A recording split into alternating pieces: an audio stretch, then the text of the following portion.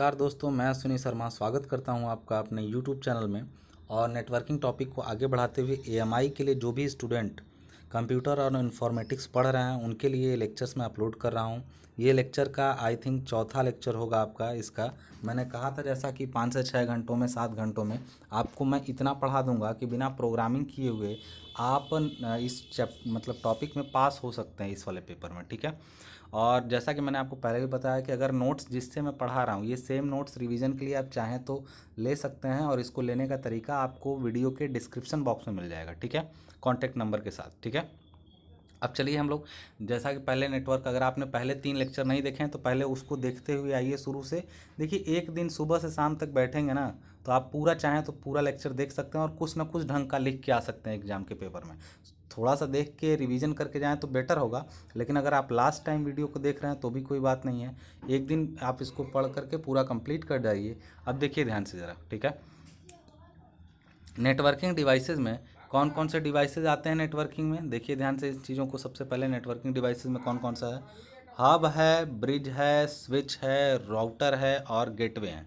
ये 5 तरह के हैं जो जनरल यूज वाले डिवाइसेज हैं। बहुत सारे हैं लेकिन जनरल जो नेटवर्किंग डिवाइसेज हैं वो यही हैं, ठीक है। अब देखिए नीचे लिखा गया है कि these devices are use to communicate from one to another PC, मतलब एक से दूसरे कंप्यूटर में कम्युनिकेट करने के लिए इन डिवाइसेस का यूज किया जाता है, ठीक है। यहाँ पर एक चीज़ समझने वाली चीज़ है कि जरूर नहीं कि एक, कई बार होता है कि एक ही नेटवर्क से कई डिवाइस कनेक्ट होते हैं, उनके बीच में कनेक्शन करना और फिर दो अलग अलग नेटवर्क पे कनेक्शन करना, ये दो अलग चीज़ें हैं। देखिए, हैं तो सारे नेटवर्किंग डिवाइसेज, लेकिन इनमें कुछ डिवाइस ऐसे होते हैं जो नेटवर्क एक रहे उससे कई कंप्यूटर कनेक्ट हैं तो उनके बीच में कम्युनिकेशन इस्टेब्लिश करता है, और कुछ डिवाइस ऐसे हैं जो अलग अलग नेटवर्क पर भी कम्युनिकेशन इस्टेब्लिश करता है, ठीक है।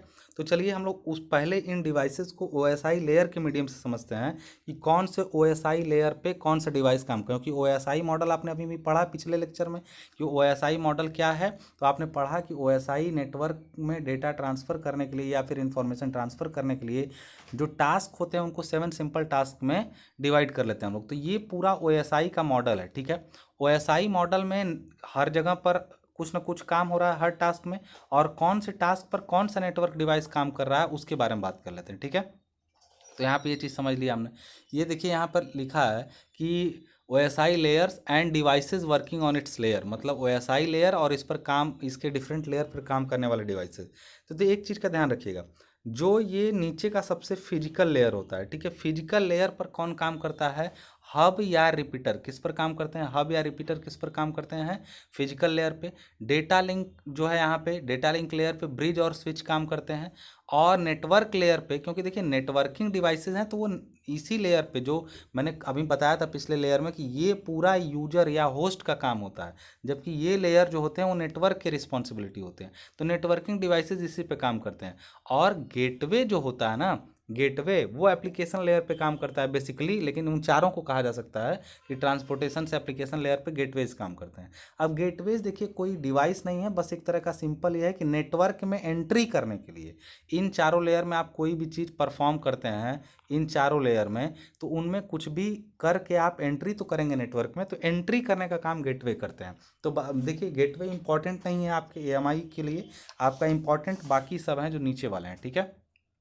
तो चलिए सबसे पहले हम लोग बात करते हैं सीटीएस का मतलब, पहले सारे वीडियो में बताता आ रहा हूँ, फिर से बताऊंगा, सिविल टेक सॉल्यूशन, याद रखिएगा।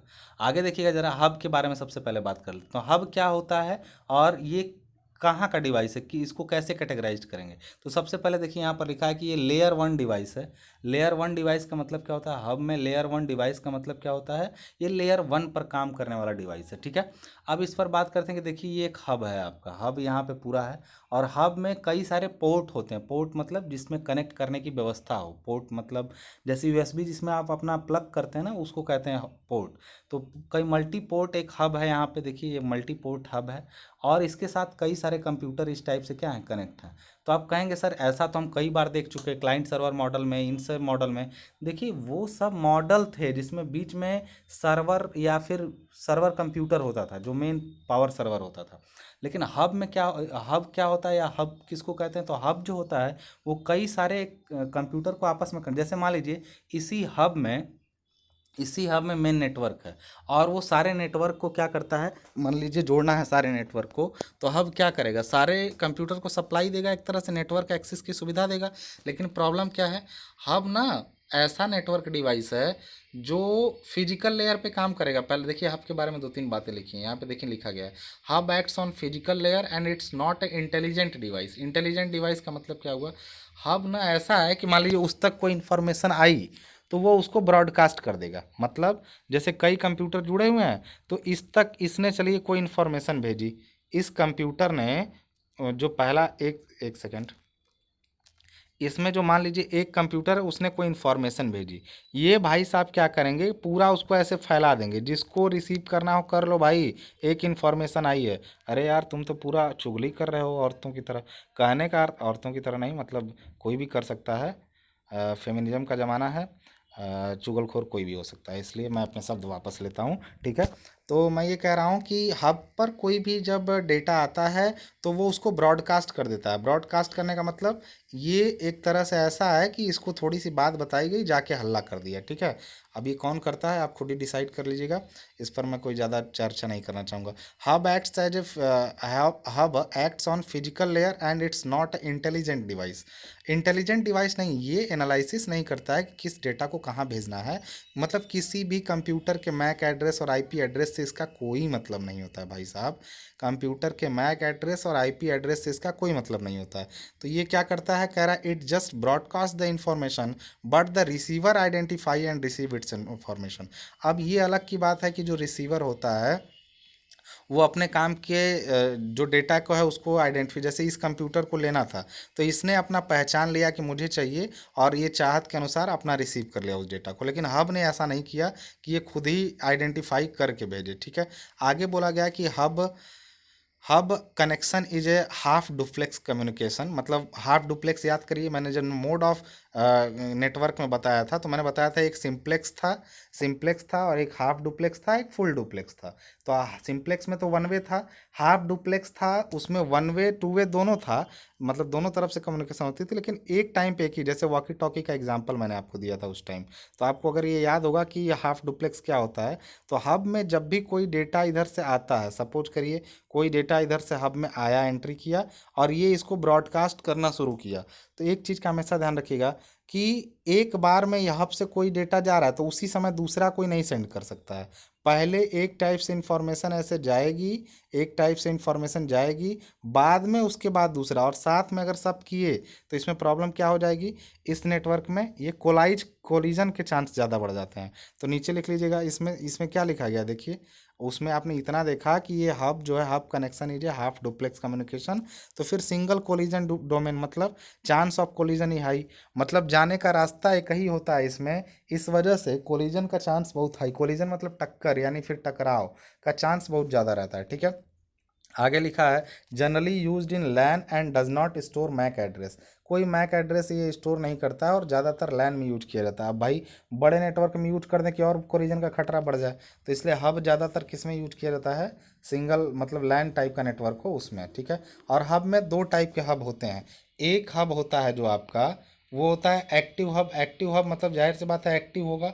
एक्टिव होगा तो क्या करेगा, एक्टिव हब ऐसा हब होता है जो जो सिग्नल है उसको एम्पलीफाई भी करता है और रीजनरेट करता है, और इसको इलेक्ट्रिसिटी की जरूरत, जैसे कोई डिवाइस आपने लगाया तो मान लीजिए आप ही लगाते हैं कभी कभी, तो कई कोई कई चीज़ें वायरलेस होती हैं, कई कई वायर्ड होती हैं, तो कई कई बैटरी की ज़रूरत पड़े। जैसे आपने ईयरफोन लगाया तो बैटरी की ज़रूरत नहीं है उसको, ईयरफोन को अलग से, लेकिन जब आप ब्लूटूथ लगाते हैं तो ब्लूटूथ में तो अलग से चार्ज करते हैं आप उसको। इसलिए एक्टिव हब जो होते हैं वो इलेक्ट्रिसिटी की ज़रूरत होती है उनको, देखिए ऊपर लिखा गया कि नीड इलेक्ट्रिसिटी, यहाँ पे देखिए लिखा गया नीड इलेक्ट्रिसिटी, और एम्पलीफाई द सिग्नल और रीजनरेट और सिग्नल, मतलब नेटवर्क को समय समय पर ये एम्पलीफाई करते हैं या रीजनरेट, मतलब उन तक कोई डेटा या नेटवर्क आया तो उसको फिर से बूस्टअप कर देते हैं, एम्पलीफाई कर देते हैं। ठीक है, और पैसिव आप क्या करते हैं, ये चुपचाप पड़ा रहता है बिना इलेक्ट्रिसिटी के, लेकिन फिर जब इसके पास ऊर्जा नहीं है तो ये एम्पलीफाई भी नहीं कर पाता है।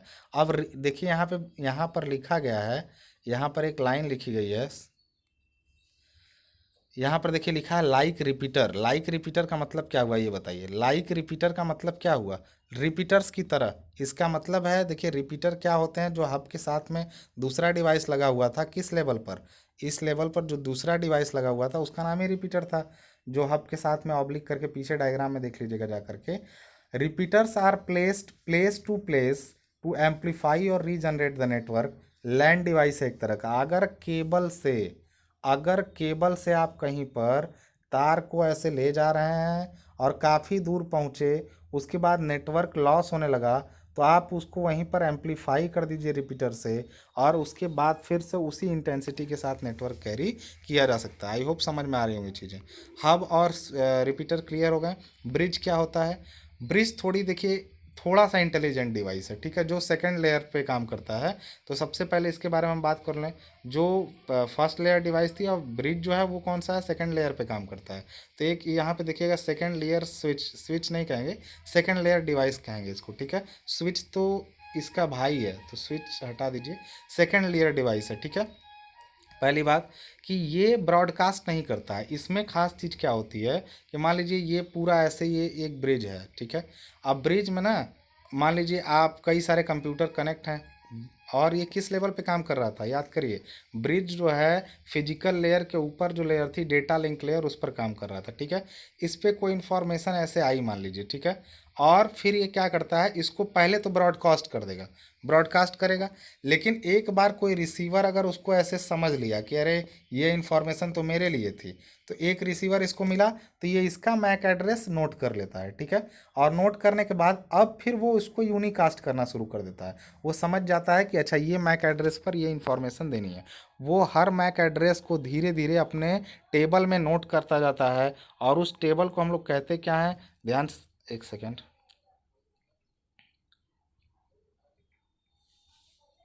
देखिए। सबसे पहले कि ये इंटेलिजेंट है, और we can say semi intelligent. Semi intelligent का मतलब first it broadcast and then क्या करता है, यूनिकास्ट, ठीक है। तो सबसे पहले कहता है कि it inspect incoming traffic, decide whether to forward और reject it and check source and destination MAC address. मतलब कोई जब इसके पास आता है ट्रैफिक, इनकमिंग ट्रैफिक नेटवर्क का, तो ये चेक करता है कि इसको फॉरवर्ड करना है कि नहीं करना है, और सोर्स और डेस्टिनेशन का मैक एड्रेस ये स्टोर करता है। अब यहाँ पर देखिए स्विच जो होते हैं ना, ब्रिज के एडवांस फॉर्म होते हैं, उसको भी छोड़ दीजिए, बाद में बात करेंगे। लेयर टू स्विच डिवाइस है, या लेयर टू डिवाइस इसको कहते हैं ब्रिज को। आगे कह रहा है it first broadcast, but after getting the MAC address of receiver it start unicasting. समझ में आ गया होगा। टू कोलिजन डोमेन है, मतलब जाने आने के दो रास्ते हैं, तो कोलिजन का चांस थोड़ा सा कम होगा। फिल्टर डेटा ट्रैफिक, मतलब ये डेटा ट्रैफिक को फिल्टर करता है, और फिर उसके बाद फिल्टर मतलब देखता है कि कौन सा डेटा किसके मैक एड्रेस पर भेजना है, ट्रैफिक को सेगमेंट्स में बांट लेता है। देखिए यहाँ नीचे लिखा है कि it reduces the amount of traffic by dividing it into segments. मतलब ये डिवाइड पूरे ट्रैफिक को छोटे छोटे सेगमेंट्स में बांट करके तब उसको पहले ब्रॉडकास्ट फिर यूनिकास्ट, जिससे जैसे आपको नहीं पता है कि कहाँ जाना है, तो पहले आप घूमेंगे, एक बार जान लेंगे कहाँ किसको क्या भेजना है। तो फिर जैसे आप कहाँ सिलेंडर डिलीवरी करने वाला जब पहली बार आया था गैस सिलेंडर, तो पहले आपको ज़्यादा फ़ोन किया, अब क्या होता है, अब वो सीधे जान चुका है, अपने जगह पे पहुंचा देता है। बस उसी की तरह ये समझ लिए काम करता है। एक पागल आदमी को भेजेंगे, वो हर बार ढूंढेगा।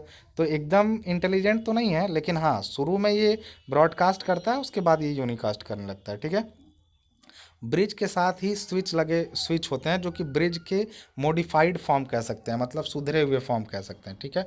अब देखिए ये भी लेयर टू डिवाइस हैं, जो ब्रिज होते हैं वो भी क्या होते हैं, लेयर टू डिवाइस हैं, और कुछ खास नहीं है इसमें, देखिएगा ध्यान से, लेयर टू डिवाइस हैं। इंटेलिजेंट डिवाइस है, क्यों? Every network has dedicated path, separate collision domain है, मतलब हर नेटवर्क के लिए अलग अलग रास्ते हैं। लाइक अगर ए है यहाँ पे, तो ए से ई का भी रास्ता है, ए से एफ का भी रास्ता है, और ए से जी का रास्ता है, ए से एच का रास्ता है, सबका सबसे कनेक्शन है, बस ये जान लीजिए आप। तो हर नेटवर्क के लिए सेपरेट कोलिजन डोमेन होता है, जिससे, और पोर्ट इसमें कई सारे हो सकते हैं, 8 16 32, कई सारे, स्विच में बहुत सारे पोर्ट हो सकते हैं, ठीक है। तो इस चीज़ का ध्यान रखिएगा आप, किसी पूरा, कि जो स्विच होते हैं ब्रिज के मॉडिफाइड फॉर्म होते हैं, ब्रिज से काफ़ी इंटेलिजेंट, सबका मैक एड्रेस नोट करते हैं। और उस देखिए ये जो ब्रिज था ना, वो पूरा डेटा को सेगमेंट में बांट रहा था। ये सीधे सीधे शेयर्स करते हैं फ्रेम्स को, पैकेजेज को नहीं। पैकेज को पूरा जो है वो नेटवर्क लेवल पे किया रहता है। जैसे राउटर जो होगा ना वो पूरा पैकेज लेके चलता है, लेकिन डेटा लिंक लेयर पे काम करने वाले पेज, जैसे एक पूरा सपोज करिए आपके पास नेटवर्क का एक बंडल आया, पैकेज आया, उसको सेगमेंट में बांट करके भेजने का काम कौन करते हैं? ब्रिज और स्विच। जबकि राउटर पूरा पैकेज ही क्या करता है? डिलीवर करता है। ठीक है। फर्स्ट ब्रॉडकास्ट देन यूनिकास्ट, ये तो हमने बता चुका है, उसमें भी यही सेम चीज़ होता है। पहले ये ब्रॉडकास्ट करता है, फिर यूनिकास्ट करता है और रिकॉर्ड करने के लिए। ठीक है। ये अच्छा एक चीज़ ध्यान रखिएगा, आप कहेंगे सर ये तो ब्रिज भी कर रहा था।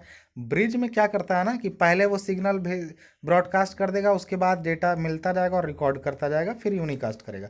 ये ना पहले ट्रायल मारता है, पहले एक छोटा सा इंफॉर्मेशन भेज के अपने आप मैक एड्रेस सबका नोट कर लेता है। मतलब डायरेक्ट कोई एक छोटा इंफॉर्मेशन भेज के पहले वो एड्रेस नोट कर लेता है, उसके बाद ये यूनिकास्ट करना शुरू कर देता है। ये सारे मैक एड्रेस को नोट करना शुरू कर देता है किसमें? कैम टेबल में। कैम टेबल क्या होता है? CAM table is a table in which switch records the MAC address of different devices connected with the ports. मतलब जो स्विच होता है वो बहुत सारे डिवाइसेस को अपने पोर्ट से कनेक्ट करता है और उनका मैक एड्रेस नोट करता है। किस टेबल में? कैम टेबल में। स्विच के बारे में एक चीज़ और आप लोग जान लीजिए, क्या लिखा है यहाँ पे कि there are multiple types of switches but most use is store and forward switch. Store और फॉरवर्ड जो स्विच होता है वो सबसे कॉमन टाइप का स्विच है, क्योंकि ये डेटा को स्टोर करता है, एनालाइज करता है, फिर फॉरवर्ड करता है। लेकिन कई सारे और स्विच होते हैं other than other types of, cut through switch है, फ्रेगमेंट स्विच है और एडाप्टिव स्विच है। डिटेल में स्विच को नहीं पढ़ना है, बस आप उनका नाम जानते रहिए, दैट इज़ इनफ। अब आते हैं लेयर 3 डिवाइस पे which is known as router. Router क्या करते हैं? देखिए ये बहुत अच्छी चीज़ है, क्योंकि बाकी सारे तो नेटवर्किंग डिवाइसेज हैं, लेकिन राउटर जो होता है वो इंटर नेटवर्किंग डिवाइस है। इंटर नेटवर्किंग का मतलब ये दो नेटवर्क के बीच में काम करता है। जैसे हब में क्या था? हब में एक नेटवर्क था और कई सारे डिवाइसेस उस नेटवर्क का यूज कर रहे थे। लेकिन राउटर क्या काम करता है? ये भी नेटवर्क का ही काम करता है, नेटवर्क डिवाइस का, लेकिन ये बीच लगा होता है किसके किसके? एक नेटवर्क इधर है, एक नेटवर्क इधर है। इस स्विच से कई सारे देखिए कनेक्ट है कंप्यूटर, एक स्विच से। इधर भी इस स्विच से कई सारे कंप्यूटर कनेक्ट हैं। तो हब का क्या काम है? सारे दोनों स्विच को आपस में कनेक्ट करना, ताकि इनके बीच में आदान प्रदान हो सके। हब में भी कई पोर्ट होते हैं, लेकिन स्विच की तुलना में हब में पोर्ट काफ़ी कम होते हैं। ठीक है। तो राउटर देखिए यहाँ बीच में लगा हुआ है, इसमें पोर्ट 1 पोर्ट 2 लगे हुए हैं दोनों तरफ। स्विच को करें नेटवर्क 2 नेटवर्क 1। यहाँ पे आप देख लीजिए, यहाँ पे सॉरी, ऊपर एक चीज़ मैं पहले आपको पढ़ा दूँ, ऊपर क्या लिखा है ये पढ़िए ज़रा इसको। ये सॉरी, ये क्या लिखा है? Networking device act with in a office, मतलब नेटवर्किंग डिवाइस किसी एक ही ऑफिस के बीच में काम करते हैं।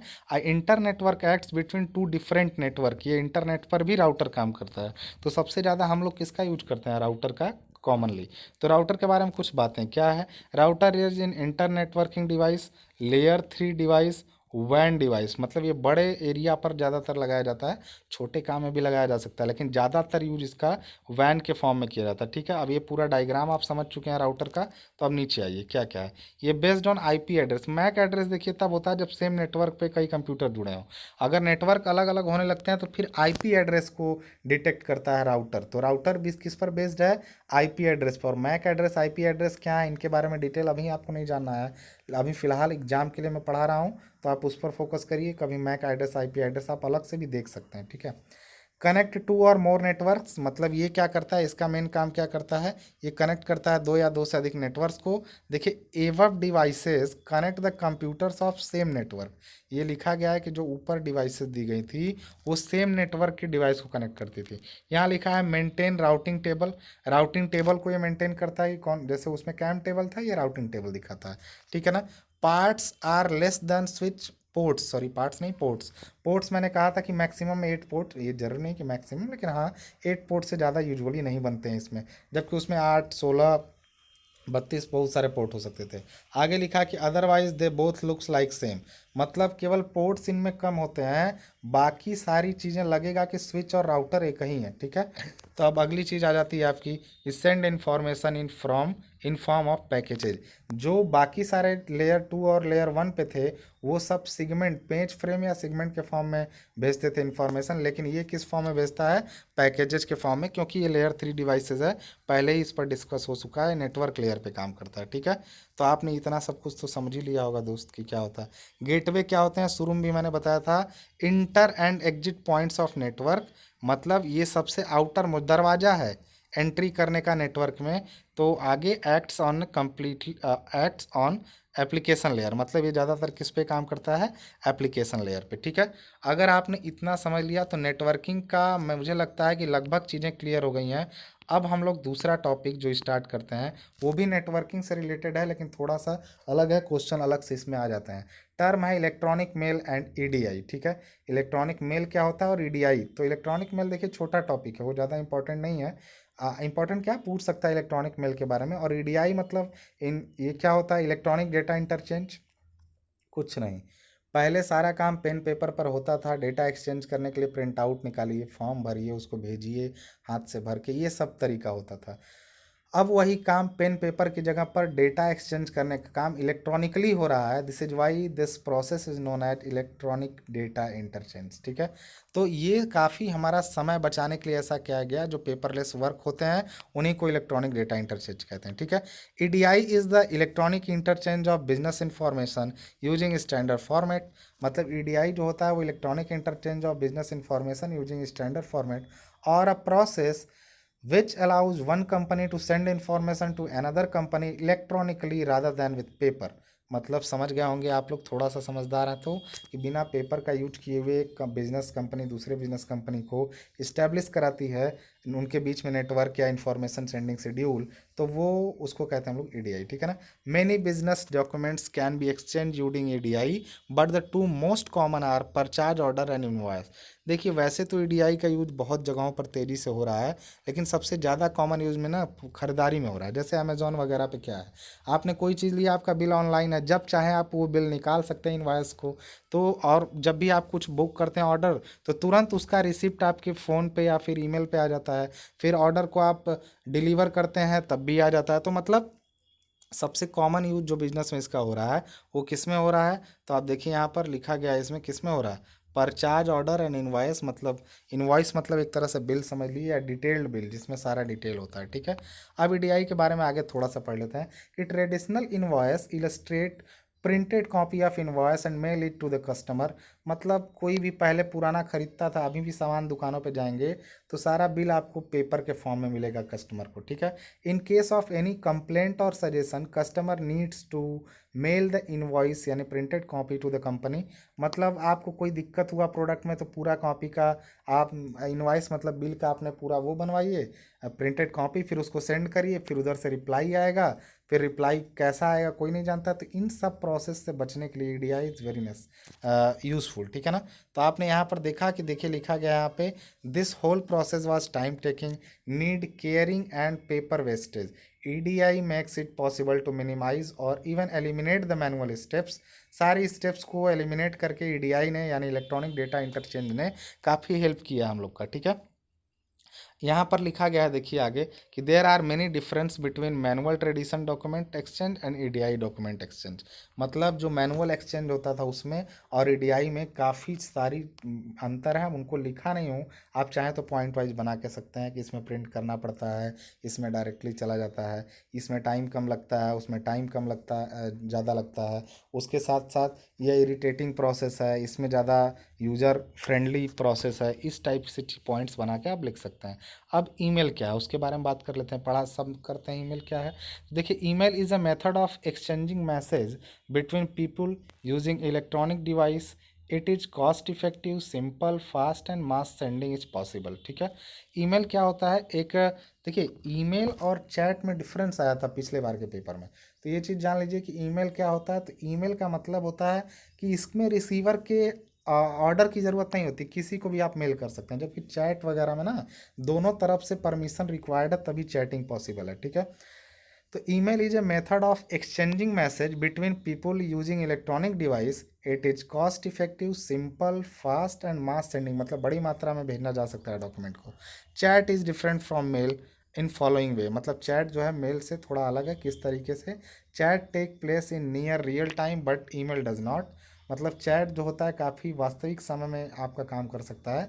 ईमेल जो होता है वो टाइम टेकिंग चीज़ें हैं और शेड्यूल्ड चीज़ें हैं।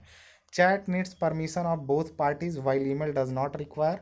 मतलब चैट दोनों पार्टी का परमिशन चाहिए, लेकिन ईमेल में ऐसा कुछ नहीं कि दोनों पार्टी करेंगे तभी होगा, एक अकेले भी कर सकता है। Chat is kind of program while email is a protocol. Chat एक तरह का प्रोग्राम है और जबकि ईमेल क्या है, एक तरह का प्रोटोकॉल है। मतलब प्रोटोकॉल नहीं है, सॉफ्टवेयर भी है लेकिन प्रोटोकॉल को फॉलो करके ही करता है। Chat requires accounts on the same provider. मतलब जैसे आपको व्हाट्सएप पे चैटिंग करनी है तो व्हाट्सएप की चैटिंग कोई, मान लीजिए जिसके मोबाइल में व्हाट्सएप नहीं है वो आप नहीं कर सकते हैं। लेकिन ईमेल क्या है, ईमेल में अगर जीमेल से आप हैं और किसी दूसरे का मेल जो है वो याहू पे है तो आप दोनों पे कर सकते हैं। तो chat requires account of same provider, provider मतलब जो कंपनी है, while email does not. Email में ऐसा कुछ नहीं है। Chat is able to convey voice and video while email can not. मतलब आप बातचीत कर सकते हैं चैट पर, वीडियो कॉल कर सकते हैं, वॉइस कॉल कर सकते हैं, वो सब चैटिंग के अंतर्गत ही आता है। लेकिन ईमेल में ऐसा नहीं होता, वो डॉक्यूमेंट सेंडिंग के लिए होता है ज़्यादातर, या टेक्स्ट सेंडिंग के लिए, ठीक है ना। तो अब यहाँ तक का टॉपिक आपका यहाँ पे कंप्लीट होता है, नेटवर्किंग टॉपिक। और इसके बाद का टॉपिक देखिए जो आपका है वो कंप्यूटर सॉफ्टवेयर स्टार्ट होगा। इसमें ओएस वगैरह के बारे में डिटेल में पढ़ना है। मैं बार बार फिर याद दिला दे रहा हूँ, ये तो नेक्स्ट लेक्चर में होगा, लेकिन ये नोट्स पूरा लिखा हुआ आप लेना चाहते हो please contact in the description box. मिलते हैं नेक्स्ट वीडियो में, तब तक के लिए धन्यवाद।